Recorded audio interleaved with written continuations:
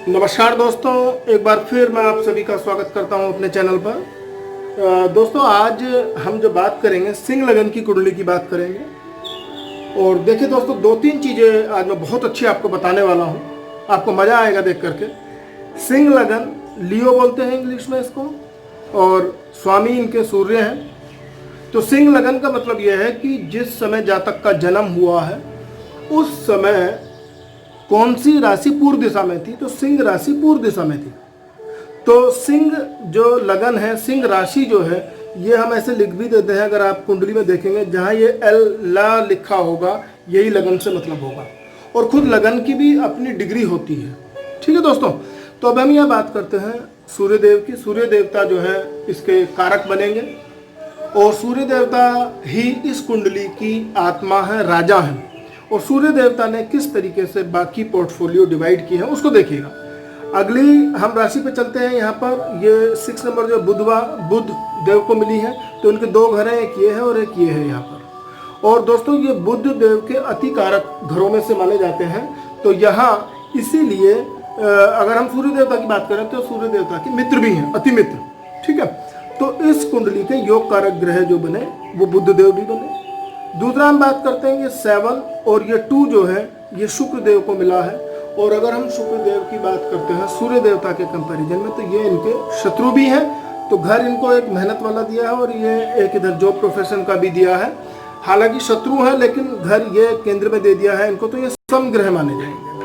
और दोस्तों देखिए, अगर आप थोड़ा सा नोट करना भी चाहें तो मैंने बड़े अच्छे तरीके से कुछ चीज़ें यहाँ पे डिपिक्ट की है। हर एक कुंडली जो मैं बताता हूँ तो उसमें देखिएगा, जिस भी लगन की कुंडली बनाऊंगा, जो ये रेड कलर होगा ना, ये मारक है, और ब्लू कलर जो है सम है, और ग्रीन कलर बट ऑब्वियसली वो आपका कारक है। तो मैंने आपको पहले भी बताया था कि कारक ग्रह की अगर प्लेसमेंट गलत जगह हो जाए तो वो मारक बन जाएगा। मारक ग्रह मारक ही रहेगा कहीं भी जाए, जब तक कि वो 6, 8, 12 में अगर उसकी अपनी कोई राशि हो, तो वहां अगर वो बैठता है 6, 8, 12 में, तो वो मारक जो है फिर विपरीत राजयोग की परिस्थिति में वो अच्छा काम करेगा, अच्छा फल देगा। ठीक है।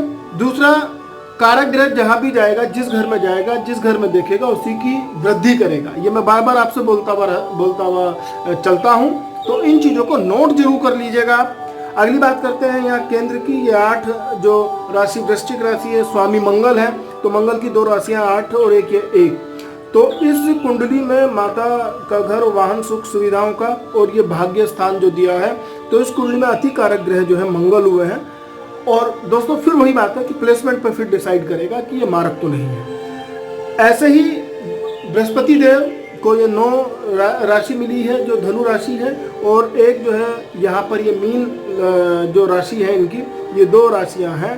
तो यहाँ बृहस्पति भी अति योग कारक ग्रहों में माने गए। तो ये मैं पूरा आपको बता चुका हूँ। और दोस्तों देखिए, इन चीज़ों को जानने के लिए आप जरूर ध्यान रखिएगा। ये आपको पता होना चाहिए कि ये मैं बार बार आपसे डिस्कस करता रहता हूँ, मेष से लेकर के मीन लगन तक, ये मीन राशि तक। ठीक है दोस्तों, ये सबके ग्रह स्वामी आपको ध्यान होने चाहिए। ठीक है। अब बार बार कई लोग मेरे से पूछते रहते हैं, तो मैं आपको बता दूं, राहु और केतु को कोई भी राशि असाइन नहीं है। राहु 2nd और 3rd राशि में उच्च के होते हैं, और केतु जो है 8 और 9th जो है, 8 और 9 यहाँ पर ये उच्च के होते हैं किसी भी लगन कुंडली में जो हम बात करें। ठीक है दोस्तों, तो अब आगे चलते हैं। जैसे हम कहते भी हैं, कुछ लोग जो है, कुछ थोड़ा सा जिनकी नॉलेज थोड़ा कम है, तो वो त्रिकोण को हमेशा शुभ मानते हैं। मैं त्रिकोण पे ही पहले चर्चा करता हूँ। देखिए, ये 5, 9, 1 ये त्रिकोण के घर है। तो यहाँ ये राशि जो है, ये खुद लग्नेश जो है सूर्य देव है।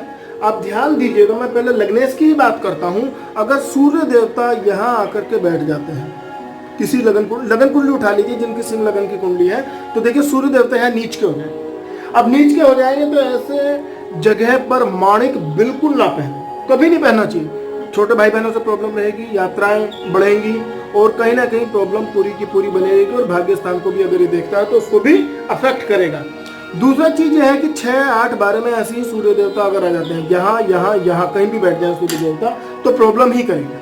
तो आप देख सकते हैं कि एक जो है कारक ग्रह किस तरीके से मारक बन जाता है। मैं दूसरी फिर बात करता हूँ, देखिए बृहस्पति देव की। अब अगर बृहस्पति देव यहाँ भी आ जाए तो यहाँ भी ये खराब ही फल देंगे, 6, 8, 12 में कहीं भी रहे, क्योंकि योग कारक है। दूसरी चीज ये है कि बृहस्पति देव की अगर हम बात करते हैं तो ये अगर मैं इनको यहाँ रख दूं बृहस्पति देव को, तो ये नीच के हो जाएंगे, और नीच के होकर के ये रोग ऋण शत्रु का डिपार्टमेंट, जो बच्चों से प्रॉब्लम रहेगी, और काम में ऑब्स्टेकल से मतलब है किसी भी काम में आपके प्रॉब्लम ही प्रॉब्लम रहेगी। फिर इनकी दृष्टियों के हिसाब से भी देखेंगे हम, तो आगे हम एलेबोरेटली अच्छे से मैं फिर बाद में बताऊंगा, डिटेल्ड स्टडी जो है। अभी मेरा मेन मकसद है कि आप योग कारक और मारक के बारे में समझ जाएं, कोई पंडित आपको उल्लू ना बना सके कि आप इस ग्रह का ये रत्न धारण कर लीजिए।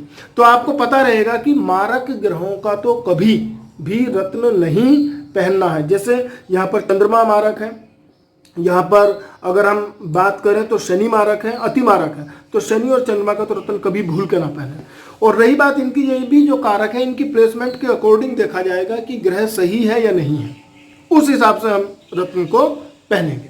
तो अब मैं आगे चलता हूँ। जैसे ये फर्स्ट जो राशि है या मंगल देवता है, ये भाग्य स्थान में बैठे हुए हैं, बहुत अच्छा है। लेकिन अब अगर मैं मंगल के ही प्लेसमेंट की बात करता हूँ दोस्तों, अगर मंगल जो है यहाँ 10वीं राशि में आ जाए, ध्यान दे रहे हैं आप, तो उच्च के होकर के भी प्रॉब्लम करेंगे।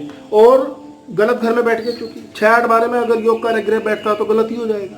दूसरी मैं बात करता हूँ, अगर यहाँ पर आकर के बैठ जाए तो ये आप यहाँ पर, क्योंकि त्रिक भाव में तो है ही है, और यहाँ मंगल जो है नीच के हो जाएंगे। तो अब आप अंदाजा लगा सकते हैं, इन चीज़ों को हम यहाँ से भी देख सकते हैं। देखिए ये चार्ट आप बना करके रखिएगा।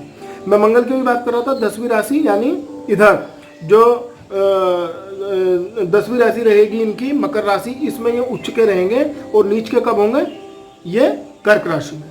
तो देखिए मंगल को आप देखिए उच्च होकर के भी वो अपने अच्छे फल नहीं दे पाए, और यहाँ नीच का होकर के तो ये खर्च व्यय वगैरह बढ़ा ही देगा, और प्रॉब्लम रहेगी ही रहेगी। ठीक है, तो इस तरीके का जो है प्रॉब्लम आनी है। और भाग्य को उठा करके नीच में रख दिया यहाँ पर, और यहाँ माता के साथ कभी बनने वाली नहीं है, पिताजी के साथ कभी बनने वाली है, माताजी भी रोगी रहेंगी। और मंगल की फिर जो 4, 7, 8 दृष्टि होती हैं, उनके अकॉर्डिंगली भी फल जो है गलत ही मिलेंगे। अगर मंगल यहाँ पे अति मारक, इस पूरी कुंडली का ग्रह जो कि अति कारक है, वो हो जाएगा। तो देखिए दोस्तों, ये चीजें अगर हमें समझ में आती हैं कि कारक ग्रह भी मारक हो सकते हैं, तो ये प्रॉब्लम अगर आप समझ लेते हैं तो ये समझ लीजिए कुंडली ज्ञान आपको अच्छे से आ चुका है, और 90% आप कुंडली एनालाइज करना सीख गए हैं। बाकी बातें तो देखिए छोटी छोटी जो चीज़ें हैं वो मैं आगे डिस्कस करता रहूँगा। जैसे शनि की 7.5 कैसे चलती है, मांगलिक दोष क्या है, कालसर्प दोष क्या है, ठीक है जी, या सिंहासन योग क्या है, ठीक है, गजकेसरी क्या है, ठीक है, और गुरु चांडाल योग क्या है, इनके बारे में हम बाद में बात करेंगे। अभी क्या है कि मैं जनरल कुंडली का डिस्कशन कर रहा हूं, ये सिंह लगन की कुंडली के बारे में हम डिस्कस कर रहे हैं। अभी मैं चंद्रमा की बात करता हूं। चंद्रमा कहीं भी चला जाए पूरी कुंडली में मारक ही होगा, केवल और केवल 6, 8, 12 में ही चंद्रमा अच्छे फल दे पाएंगे। ऐसे ही शनि कहीं भी चले जाए मारक होंगे, केवल और केवल वो 6, 8, 12 में ही अति कारक जो है ग्रह का काम करेंगे। तो मैं थोड़ा सा आगे चलता हूं। अगर शनि की हम बात करते हैं, शनि अगर पहले घर में यहाँ बैठ जाते हैं तो शनि यहाँ पर नीच के हो जाएंगे। और आप ये देखिए कि शनि के यहाँ पर पत्नी से क्लेश रहेगा, माता पिता से नहीं बनने वाली है, क्योंकि ये उठा करके रोग ऋण शत्रु को इधर ले आया है। तो यहाँ पर प्रॉब्लम आनी ही आनी है। दाम्पत्य जीवन डिस्टर्ब रहेगा, पार्टनरशिप ना करें ऐसा आदमी, और अगर नीलम पहन लेते हैं तो समझ लीजिए बिल्कुल बंटाधार हो जाएगा ऐसे इंसान का। तो आप ध्यान देखिए प्लेसमेंट किस तरीके से चीज़ों को खराब करता है। शनि केवल यहाँ, यहाँ और यहाँ अगर बैठे हैं तो ही अच्छे रिजल्ट देंगे इस कुंडली के हिसाब से। अगर मैं चंद्रमा की बात करता हूँ, चलिए मैं अभी पहले बता भी चुका हूँ कि चंद्रमा जो है अगर यहाँ भी बैठ जाए उच्च के होने के बावजूद भी, क्योंकि मारक ग्रह है, उच्च का होकर के भी सही, मतलब ये जॉब प्रोफेशन को सही से चलने नहीं देगा, अड़चन ही आएगी, प्रॉब्लम ही बनेगी। ठीक है जी, तो ये चीज़ थोड़ा सा। और चंद्रमा की सीधी दृष्टि फिर यहाँ पड़ती है तो माता जी के साथ भी अच्छी मतलब नहीं पटेगी आपकी, तो माँ के साथ भी प्रॉब्लम रहेगी। तो ये चीज़ें थोड़ा सा हमें ध्यान रखनी है ग्रहों के प्लेसमेंट की। तो दोस्तों आज मैं केवल यहीं तक रखता हूँ, और बस मैं केवल आज का थॉट ऑफ द डे अगर आप बात करते हैं तो मैं उसके बारे में थोड़ा सा बात करना चाहूँगा। दोस्तों देखिएगा, कई बार हम देखते हैं कि कुछ घरों में कांटेदार जो कैक्टस वगैरह है या खट्टे जो फल हैं वो लगाए जाते हैं पेड़, उनको प्लीज़ ना लगाइए। इससे क्या होता है कि रिश्तों में खटास रहती है, और अगर आप अच्छे किसी फल के फलदार पेड़ लगाएं, फूल लगाएं, तो उससे जो है परिवार में शांति बनी रहती है। कि केवल इन्हीं शब्दों के साथ मैं अपनी वाणी को विराम दूंगा। जय गुरुदेव।